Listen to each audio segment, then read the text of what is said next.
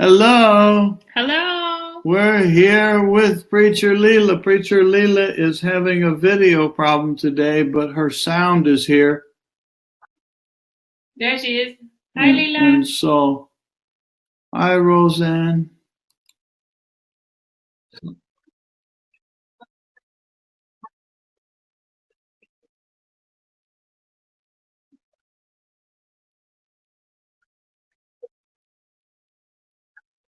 Woohoo! Yeah, here we go. I'm happy to be here live again, Leela. Yay! And maybe you'll even come and visit anytime.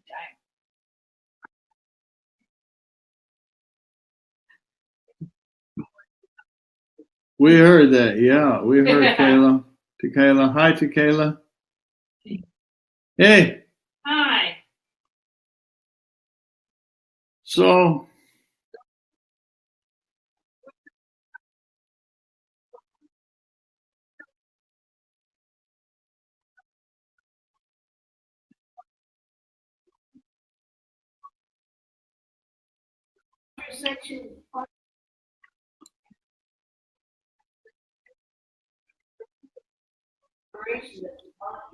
hi, Joan.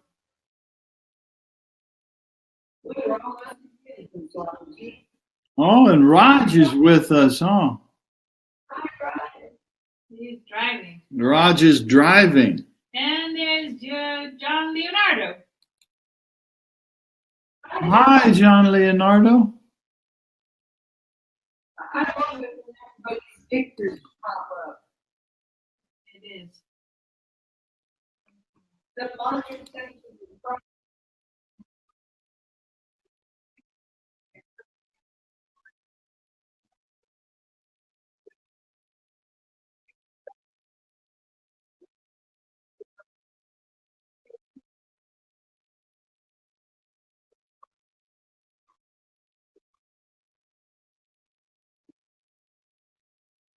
In detail.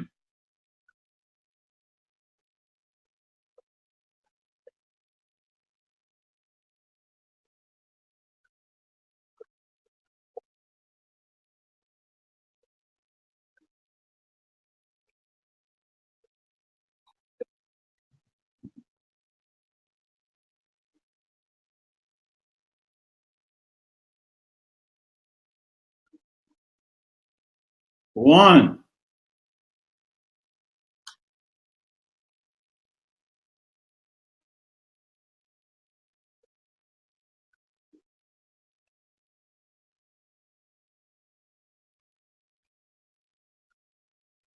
Roseanne says that Leela's sound is not okay.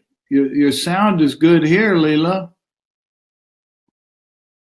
Would somebody else comment on that, what you're hearing? And how Leela's sound is from there? Sound sounds good here, but we have no picture. Well, thank you very much. Most most sweet of you. I don't hear anything from Leela, says June. I don't hear anything from Leela.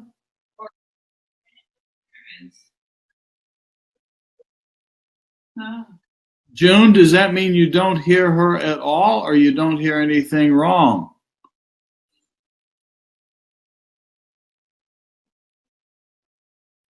John, can you hear Leela? Raj, can you hear Leela?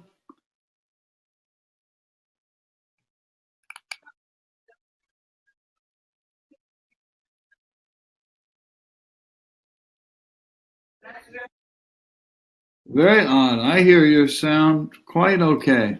Hmm.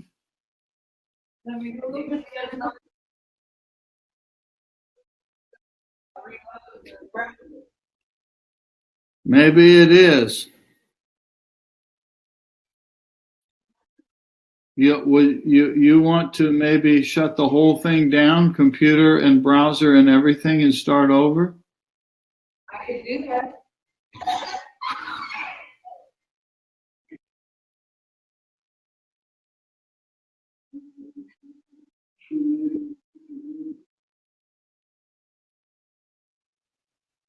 Better listen quick, Ma. No, John cannot hear. Very, very, very little. But I did hear something. You heard something. That's funny because it was working nicely here. So, all righty, I guess I'm not the preacher, but can you hear me okay? I can continue here. I can hear you very well. Matri can hear. Through the computer, of course. Yeah, I'm here. You're looking at me. But I'm also hearing you through the computer. I see. Okay, well, I guess I'll go on here with this a little bit. If I turn the volume real loud, I can hear some sounds. Can you hear me, June?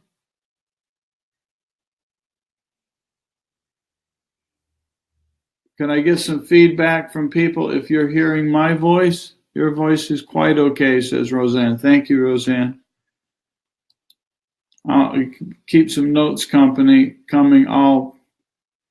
I'll go on with the reading. The Upanishad subdivision asserts that what is at the root of the universe and of ourselves is one identical principle.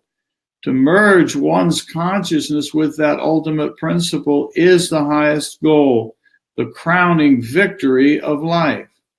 According to the Amarikosha dictionary, the term Upanishad is used in the sense of religion with a deeper import and mystery. According to Shankara and other Eastern commentators, the term Upanishad has three senses: that which destroys the ignorance of the individual soul, that which guides the seeker toward the highest, and that which loosens our attachment to the material world and to our perishable physical self. According to Mukti Upanishad, the number of Upanishads available is 100. Something just message there. Hello, Jose. Your voice is loud and clear, Johnny says. Good, thank you. Can hear you very well also. Good, June, thank you. So, Leela will be back in a minute. Although the authenticity of all the Upanishads is universally recognized, scholars most often quote 11 Upanishads, which are also the most widely read, studied, and preached. Shankaracharya and other masters have given commentaries, each good from its own viewpoint, on these Upanishads. One annotation called the Brahma Sutras, with further commentary by the first Shankaracharya, is considered especially fine. The Upanishads, or also another message came there. Anjan, hello, Anjan.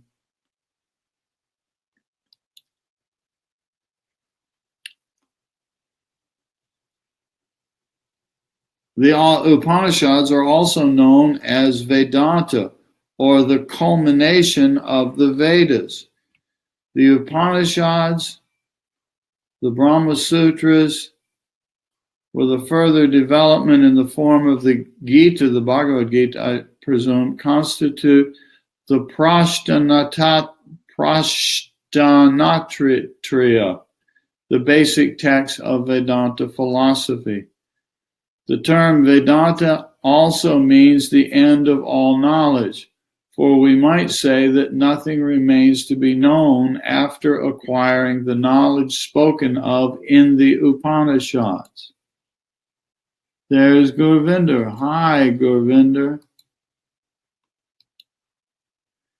The knowledge of the sacred is called Brahma Vidya and is referred to by various other names, such as Upanishads, Adhyatma Vidya, Amreya Mastak, and so forth. Let's see if the preacher is back. No preacher back yet. This knowledge extinguishes all illusory experience and procures for one the highest truth. Through Brahma Vidya, one is able to realize Brahman, which is changeless and inaccessible to speech, senses, mind, intellect, and ego. This is wisdom, the experience of an ocean of pure, blissful consciousness.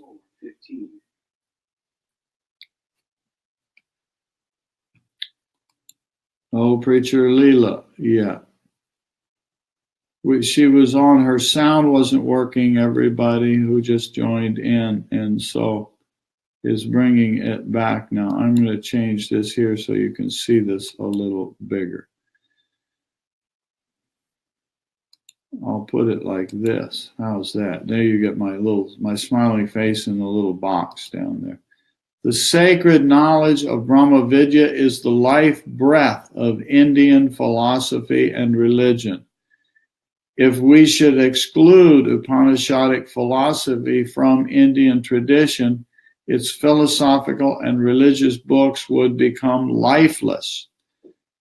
Indian culture, civilization, and literature are unique, being based on the realization of truth granted to the pure awareness of the rishis. Upanishadic philosophy is a succinct expression of the highest truth of all, the superconscious knowledge of the Vedas. Here, she's almost here. I see her name starting to try to pop up there. I stayed here so I can listen. But no picture yet.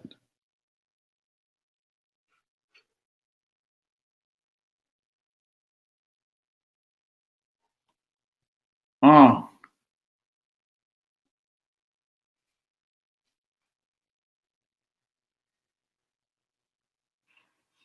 Oops, gray box. She went away. We'll be back, I guess. There is such light in this supreme knowledge that has rendered India foremost among nations in spiritual philosophy. And the truth realization of the rishis is existent in some form or other in the life of every Indian. Scholars of other countries and religions have also recognized the wisdom of the Upanishads.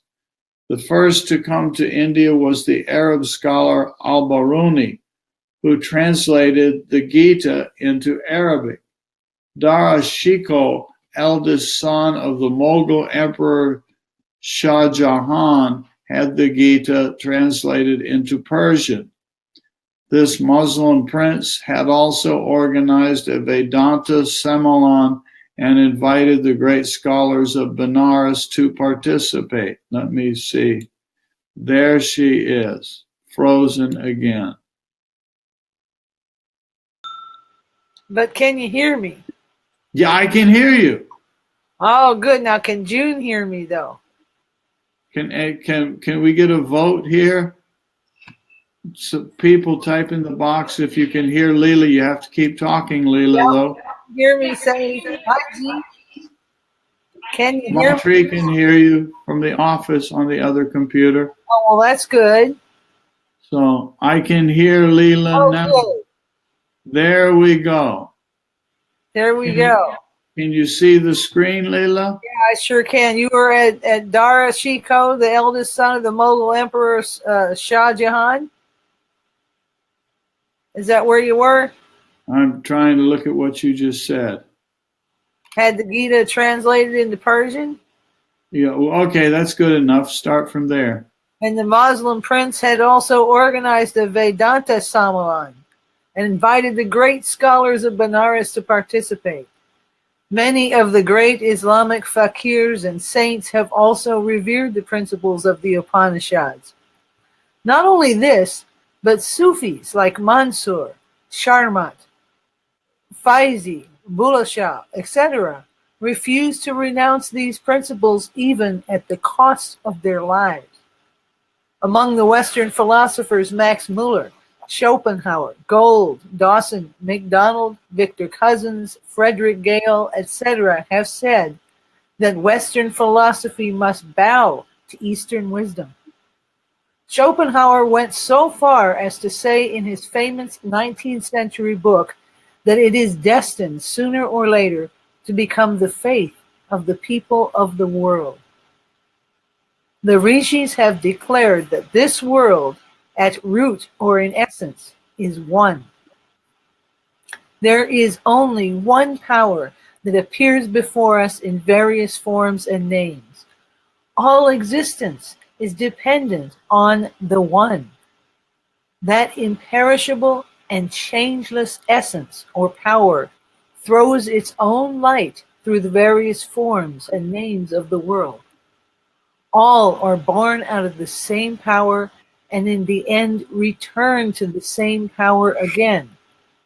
There is no independent existence except the one supreme essence. This is the first truth of the Upanishads.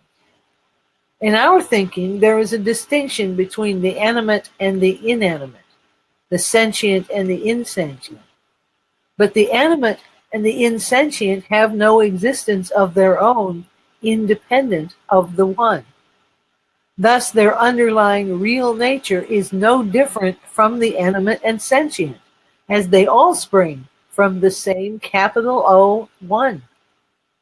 This is the second truth of the Upanishad. All objects are finite and perishable. The infinite never appears before the senses. The senses are subordinate to the mind. Observing the world to be full of incongruities, the mind and the senses are capable of acquiring only incomplete and limited knowledge. The philosophy of Vedanta and Upanishads, by discriminating between the everlasting and the transient, gives us a vision of the jiva, individual soul, the world, and the Lord of the universe. This wisdom removes the distinctions of living and dead, soul and body, knower and known, and establishes a kind of non-dualistic pantheism, in which one universal self or God is seen manifesting in all things, as well as transcending all manifestation. The seekers of truth and aspirants for salvation must carry their consciousness above the levels of the senses, mind, and intellect. The sayings of Vedanta cannot be grasped and understood merely on the basis of the literal meaning of the mantras and hair-splitting arguments, or by reason alone. The meaning of the word Brahman is Brihatma, or the greatest. Yet it is this Brahman that is the highest ideal of man's intellectual consciousness and the object of investigation of all philosophical knowledge.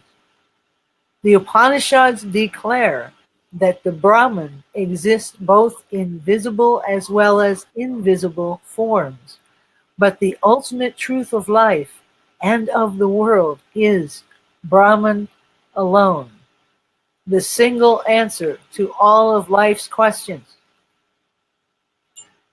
There it is. There you go. Ultimate truth of life and of the world is Brahman alone. It's one thing to hear that. It's another thing to deeply explore its truth for ourselves. Yep. The Upanishads speak of two ways of life: prayas, the way of seeking pleasures, and shreyas, the way of seeking the ultimate goal, the summum bonum of life. The two ways lead to different results. The way of seeking pleasures does lead to assorted transient pleasures, but pleasures are not the greatest good or the highest aim in life. One who chooses the way of pleasure misses the highest aim of life. It is the highest aim, the ultimate good, that is the object of search in the Upanishads and Vedanta. All righty. What was that? Echo. Bad echo. I don't know. Is there an echo still?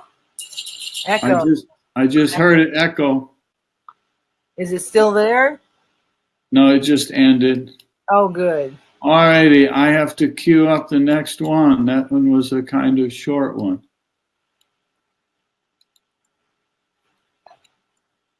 I didn't hear echo at all. Oh, good. Ma's in the office.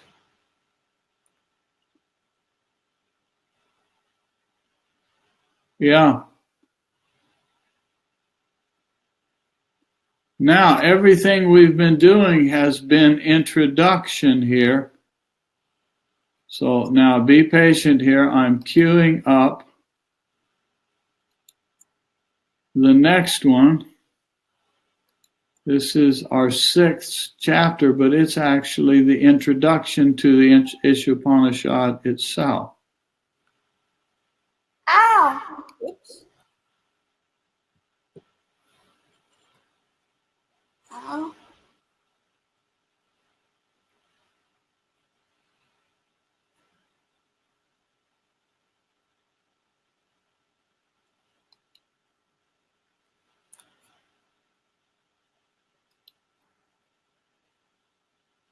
Here it is.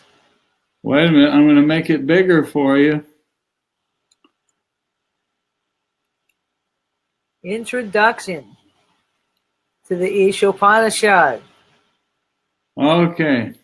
The Ishopanishad, Isa Upanishad, is considered to be the foundation stone of Upanishadic knowledge.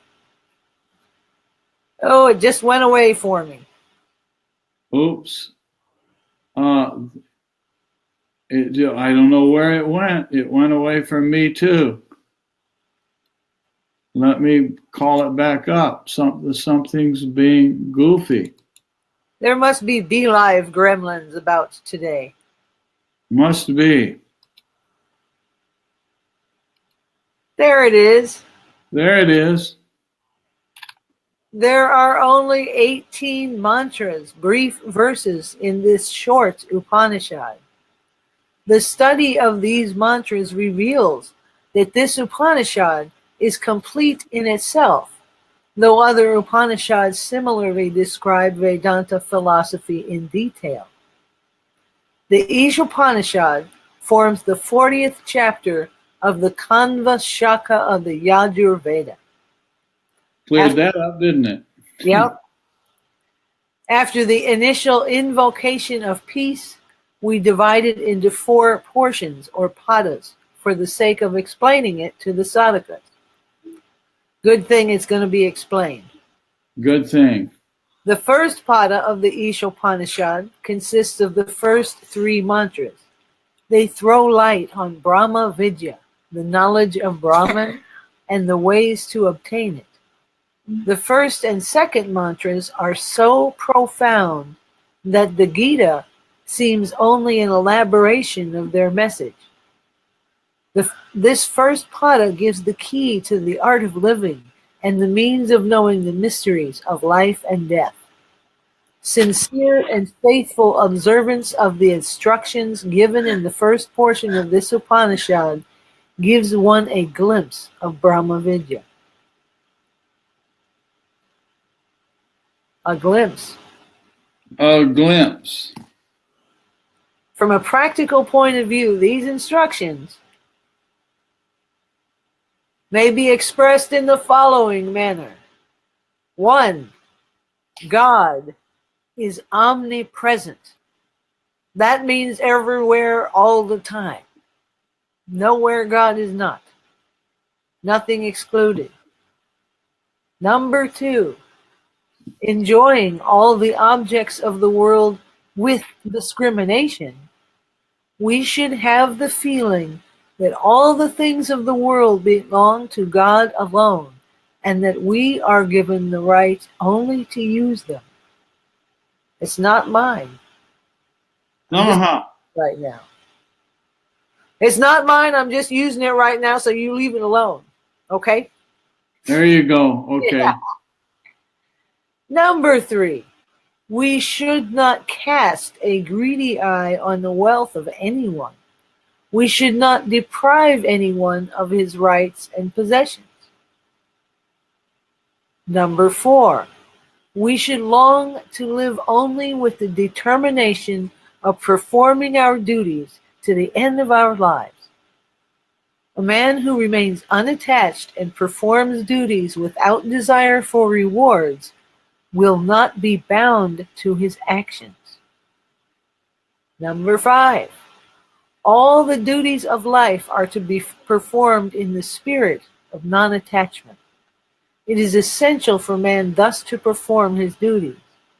Such performance of duties is the foremost meaning of gaining knowledge and the first rung in the ladder of spiritual joy.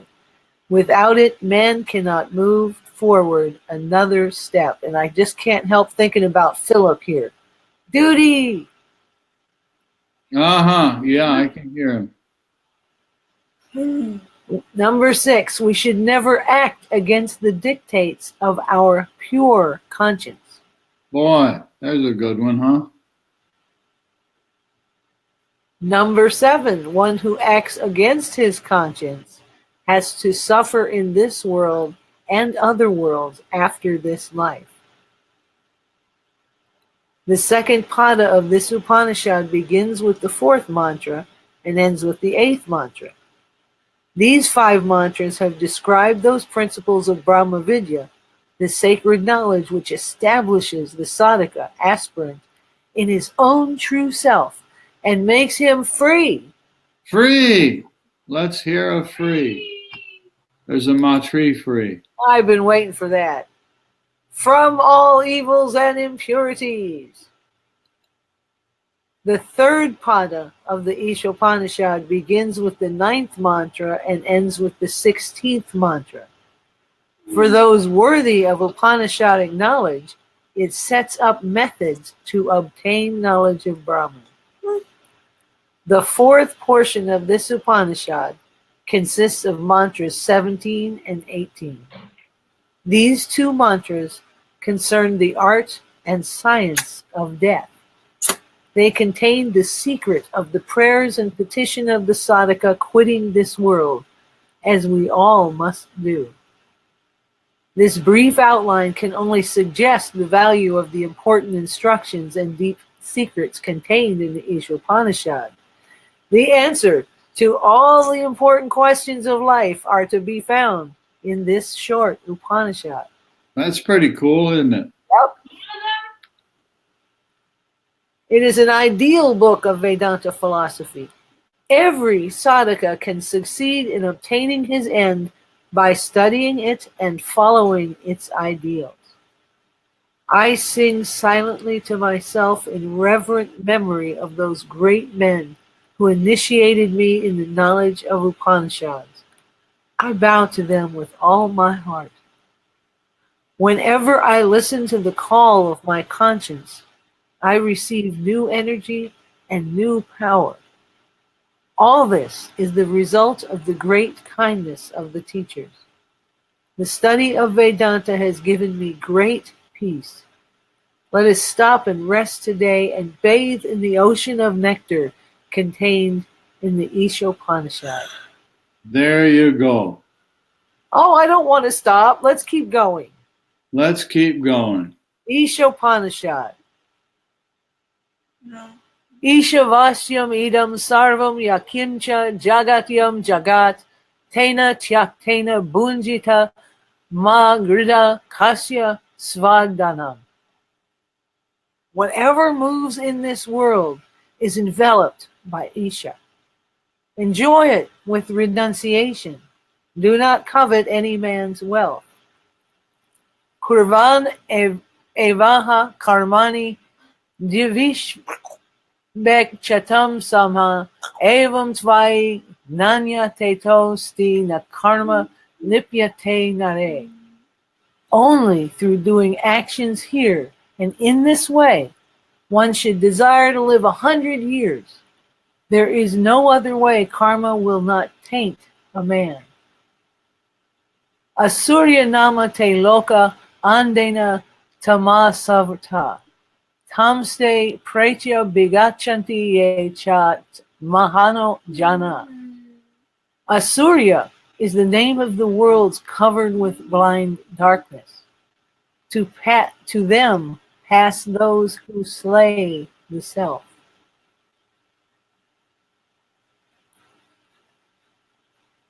Aneja ekam manaso javio nenad deva apnuvan purvam arshat.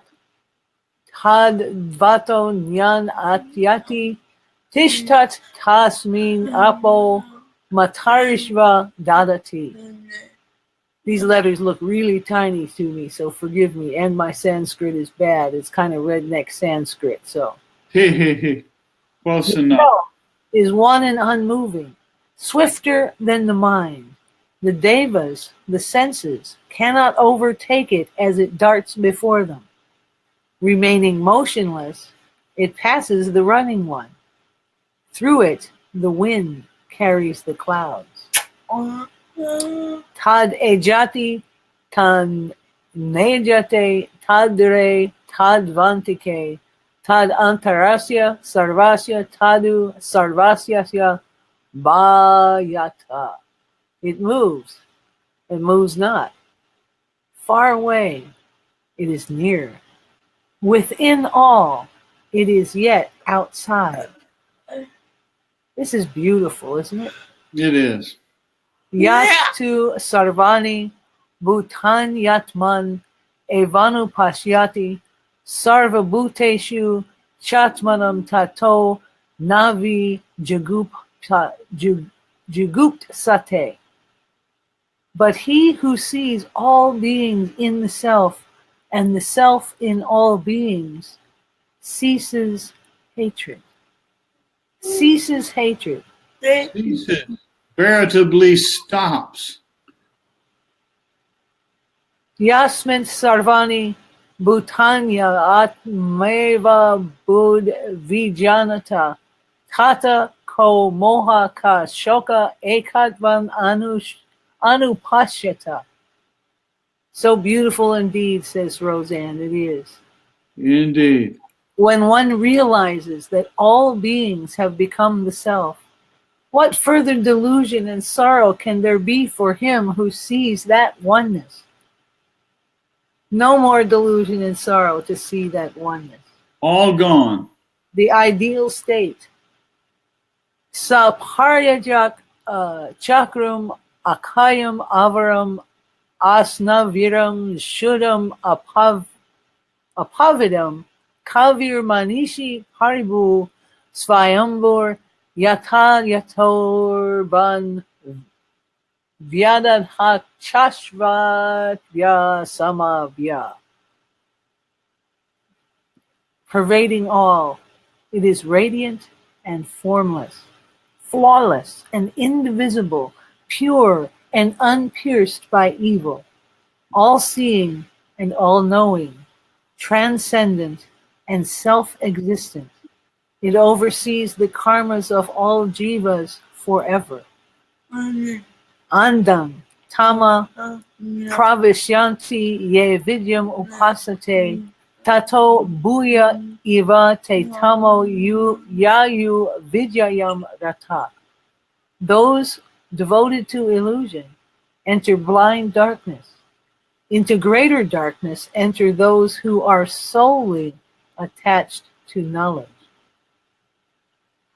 Anyad evahur vidyayanad ahur avidyaya iti shishruma virinam yenastad vicha chakshire. One thing is obtained from knowledge, another from illusion. Thus we have heard from the wise who have taught us. I want to back up here and make a brief comment here. Those devoted to illusion enter blind darkness.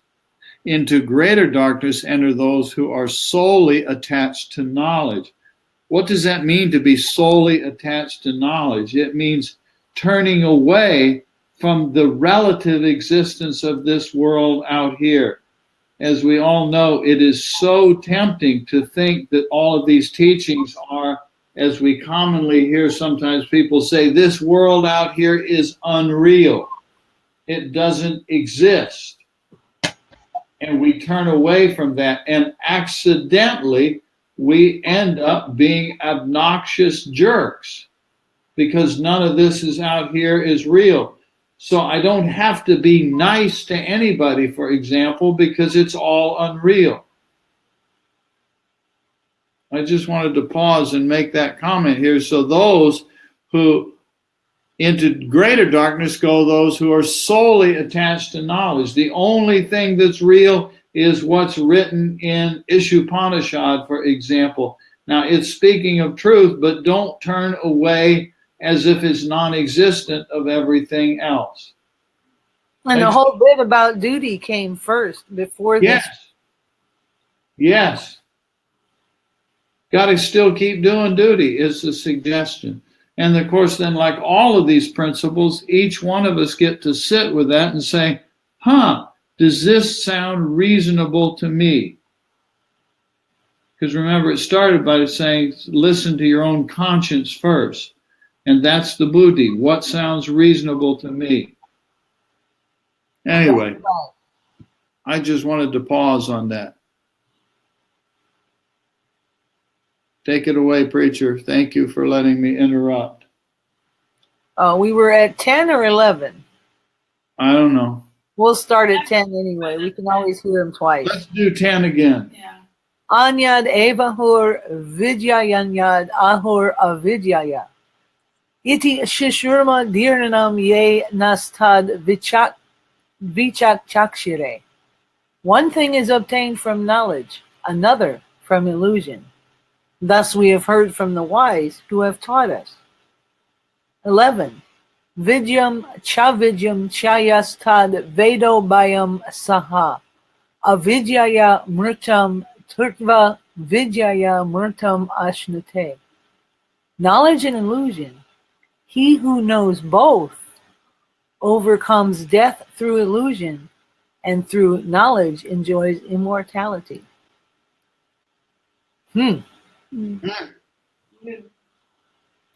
Number 12. Andam tama pravishanti ye sambutim upashate. Tato bhuya eva tamo ya u sambutyam rataha. Those devoted to manifest nature enter blind darkness. Into greater darkness enter those attached to unmanifest nature, prakriti. Wow. It's beyond even that. Got to keep going. Otherwise, it's all dark. Yep. 13. Anyad evahu sambhavad anya ahur asambhavad. Iti shushruma dhiranam ye nastad vichak chakshire. One thing is obtained from manifest nature, another from unmanifest nature. Thus we have heard from the wise who have taught us. Number 14. Sambhutim cha vinasham cha yastad vedo bayam saha. Vinashena murtyam tirtva sambhutya murtam ashnute. Nature manifest and unmanifest. He who knows both overcomes death through unmanifest nature, and through manifest nature enjoys immortality. Number 15. Hiranmayena patrena satyasya pititam mukam. Tatvam kushan aparvu satya dharmaya drishyate. The face of truth is covered with a golden veil. Uncover that reality, Pushan, to the glance of one devoted to truth. Pushan e karshe yama surya prajapatya vyuha. Rashmint samuha tejo ya te rupam kalyanatamam te yas pasyami. Yo sav asau parusha soham asmi. Sohamasmi. We all recognize that word, don't we? Soham. Yeah. O nourisher, one rishi, controller, son, progenitor, gather your rays, restrain your splendor so that I may see that aspect of yours which is most holy. The person who is called that he I am. Soham. Number 17. Vayu anilam anurtam atedam basmantam shariram. Om krato smara kirtam smara krato smara kirtam smara. Now let my breath return to immortal prana and my body to ashes. Remember, O mind, remember Om. And remember my deeds. Remember my deeds. Number 18. Agne Naya Supataraye Asman Vishvani Deva Vayunani Vidvam. Yuyod Beasmaj Juhuranam Eno Buyastam Te Nama Uktim Videma. Agni, lead me by the good path to the fruits of my actions. Deva, you know all deeds.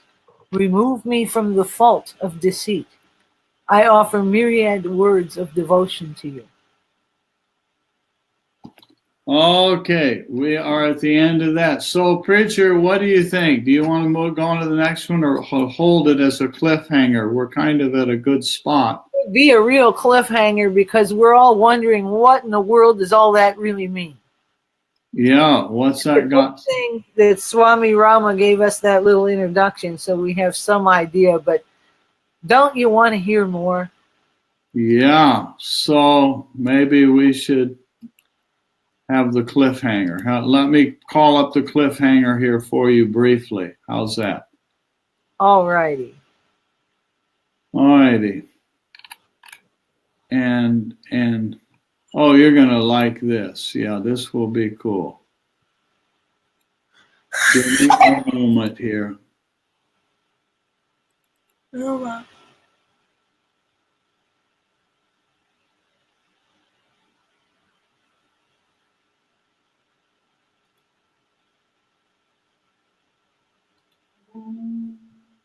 There you go. Ah, there we go. Oh, yes. Om Purnamada Purnamidam Purnat Purnamudachyate Purnasya Purnamadaya Purnameva Vashishyate. Om Shanti Shanti Shanti. That Brahman without attributes and the highest God is perfect. This creation having a form and full of many attributes is also perfect because only a perfect can be born out of the perfect. If the perfect is taken out of the perfect, which remains also is perfect. It's all perfect. There's nothing that ain't perfect. Om, peace, peace, peace. There you go. Amen. Okay. Still no visual preacher Leela, but you got the audio. Yeah, I wonder if something is going on with the beeline. Something seems to be goofy, doesn't it? Yeah, it seems like it's acting a little goofy today. We can, if you want, try something else. When we hang up here, let's try it direct on the Facebook video just to check in with each other. I'll call you and we'll see if that works. All right, so we'll just it'll tell us something. Yeah. Okay. So, okay, there's a thanks preacher from Gurvinder. Perfect. There's another perfect, and there's an Anjan perfect. When fullness is taken from fullness persists. Anyway, and there's an Om from June. That's sort of a bottom line. So let's let June have the last word with Om. Om. That's sort of a good word to end the Ishupanishad conversation with. So, thank you, preacher. Yes, thank you, preacher. Let's hope that the video comes back with no trouble. Maybe just one of those oddball quirks that happens from time to time. Thank you, everybody, for playing. Thanks, y'all. Okay, bye-bye. I'm going to push the button here. Now I got Matri sitting here live with me to give me a hard time if I don't push the button. And June says, Shanti, Shanti, Shanti. Jean Frank says, hi, Jean Frank says, thanks, Leela.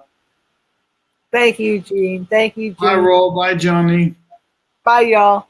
Bye, y'all. Tee. Oh, there's Jose. Jose's been there all along with you. Awesome, cool. Awesome, cool. Dewey. Dewey. Oh, no. Ah, that was a nice Dewey.